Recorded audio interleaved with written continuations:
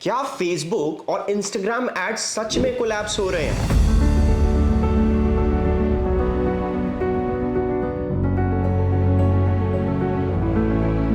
या फिर स्ट्रैटेजी अब पुरानी हो चुकी है?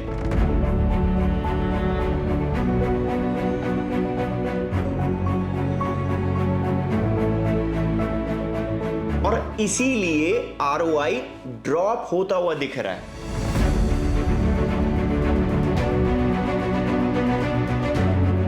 आज एक सीधी कहानी के थ्रू हम समझेंगे कि प्राइवेसी अपडेट्स, राइजिंग कॉस्ट और एड फटीग ने लैंडस्केप को कैसे बदला और प्रैक्टिकल तरीके से सस्टेनेबल ग्रोथ का सिस्टम क्या हो सकता है जिससे ट्रस्ट भी बिल्ड हो और कन्वर्जन भी आए। Hello learners, welcome back to WSCube tech channel. My name is Naveen Verma और आज का एजेंडा बड़ा सिंपल है। पहले प्रॉब्लम को ह्यूमन लेवल पर देखेंगे, फिर रूट कॉज समझेंगे और एंड तक एक क्लीन ब्लूप्रिंट बनाकर निकलेंगे जिससे तुरंत इंप्लीमेंट किया जा सके। आज के टाइम पे जो मार्केटर AI टूल्स का यूज करना जानते हैं वही मार्केट का किंग है। सोचो, अगर तुम्हें ChatGPT, एड ऑटोमेशन टूल्स के साथ डिजिटल मार्केटिंग के सारे स्किल्स प्रैक्टिकल तरीके से सिखाए जाएं तो कैसा होगा। इसीलिए WSCube टेक लेकर आया है AI infusion digital marketing course. यहां तुम्हें मिलेंगे 24+ लाइव प्रोजेक्ट्स और 15+ केस स्टडीज टॉप ब्रांड्स जैसे नाइका, मिंत्रा, स्विगी और भी बहुत सारे, और सब कुछ प्रैक्टिकल अप्रोच के साथ। तो अगर तुम फ्यूचर रेडी मार्केटर बनना चाहते हो तो एनरोल करो अभी और शुरू करो अपनी AI powered digital marketing journey. Link in the description.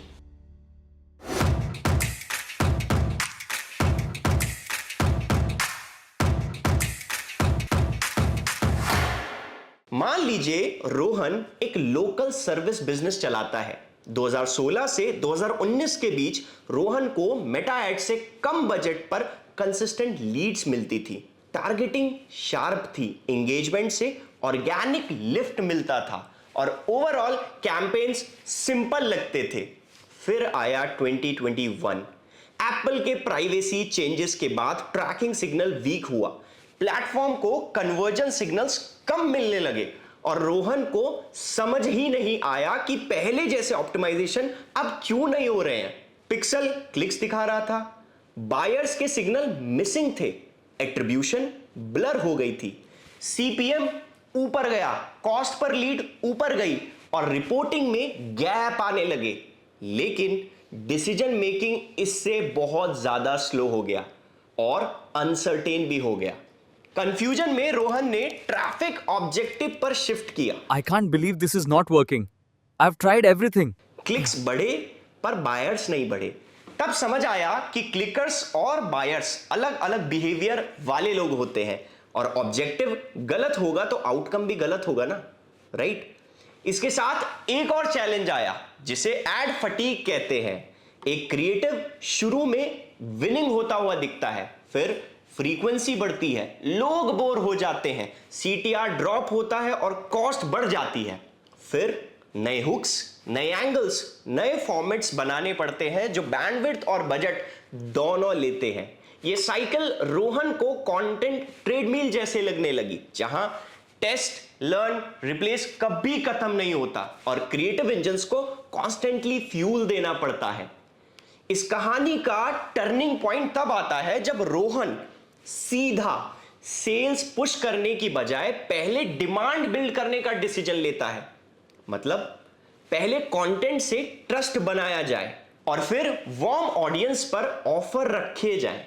यहां YouTube के लॉन्ग फॉर्म वीडियो से डेप्थ और अथॉरिटी आती है, शॉर्ट्स और रील से कंसिस्टेंट डिस्कवरी मिलती है और ईमेल या व्हाट्सएप नर्चर से रिलेशनशिप स्ट्रांग होता है जिसे LTV नेचुरली ग्रो करता है। इस अप्रोच में एड्स को प्राइमरी इंजन नहीं बल्कि एम्पलीफायर की तरह यूज किया जाता है, जिससे कैक कंट्रोल में रहता है और मोमेंटम कंटेंट से आता है। अब रोहन अपने सिस्टम को सिंपल स्टेप में सेट करता है। हर वीक एक फोकस्ड लॉन्ग फॉर्म वीडियो बनाता है जिसमें प्रॉब्लम सॉल्यूशंस क्लियर होता है। केस स्निपेट और क्लियर सीटीए होते हैं और इसी वीडियोस में 5 to 7 minute smart short clips निकलकर राइट ऑडियंस तक रीच बनाई जाती है। एक वैल्यूएबल लीड मैग्नेट क्रिएट किया जाता है, जैसे चेकलिस्ट, टेम्पलेट्स या कैलकुलेटर, जिससे इंटरेस्टेड लोग विलिंगली ईमेल या व्हाट्सएप कंसेंट देते हैं और फिर वार्म ऑडियंस पर ही डायरेक्ट रेस्पॉन्स एड्स चलाकर कन्वर्जन की विंडो ओपन की जाती है। इस फ्लो में कंटेंट डिमांड बनाता है, लीड मैग्नेट कैप्चर करता है और नर्चर एजुकेट करता है और रीटारगेटिंग क्लोज करती है। इसीलिए कोल्ड पुश की डिपेंडेंसी खत्म होती है और ट्रस्ट के बेसिस पर सेल्स आती है। अगर मेटा एड्स चला रहे हो तो फ्रेमिंग को थोड़ा स्मार्ट बनाइए। कोल्ड स्टेज में ब्रॉड टारगेटिंग सही रहेगी, लेकिन क्रिएटिव में ऑडियंस कॉल आउट बिल्कुल क्लियर हो जाए, जैसे local salon owners, busy founders या कोचेस, ताकि प्लेटफॉर्म को क्रिएटिव से हिंट मिल जाए कि मैसेज किसके लिए है। कोल्ड स्टेज में ऑब्जेक्टिव कंटेंट डिस्ट्रीब्यूशन रखना ज्यादा सेंसिबल होता है, क्योंकि यही स्टेज इंटरेस्ट और वॉच टाइम बिल्ड करता है और वार्म स्टेज में ही लीड्स या कन्वर्जन का ऑब्जेक्टिव लेकर क्वालिटी कैप्चर की जाती है। रीटारगेटिंग स्टेज में ऑफर एड्स कंसाइज होने चाहिए, हेडलाइंस लाइक क्लियर होनी चाहिए, प्रूफ स्ट्रांग होने चाहिए, सीटीए सिंपल होना चाहिए और विंडो टाइम बाउंड हो, लेकिन डिसीजन इजी रहे लेने में। क्रिएटिव मैनेजमेंट को कैडियंस में ले जाइए, हर हफ्ते 2-3 नए हुक्स बनाइए, हर महीने 1-2 नए एंगल्स को टेस्ट करिए और हर quarter brand story assets produce करिए, ताकि फटीग आने से पहले रोटेशन हो और परफॉर्मेंस स्टेबल होने लगे।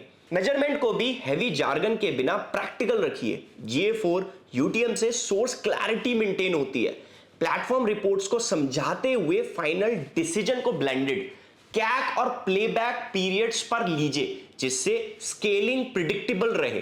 फर्स्ट पार्टी डेटा को सेंटर में रखिए।